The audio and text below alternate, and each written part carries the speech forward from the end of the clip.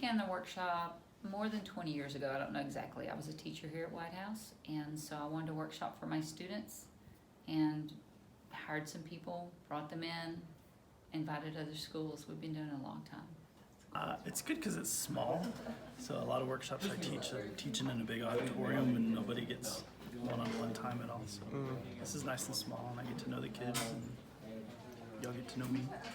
One thing I like about a workshop done like this is that we have like team building time specifically set aside for that, because it's one of the funnest times and we all get to come together. And like the other day when we were doing like the tarp and like putting the balls on it and we were like having to figure it out, and we just like, after we lost, instead of like being really sad about it and like blaming other people, we just put them back on and we just like moved the tarp up and down and we just had a really fun time with it.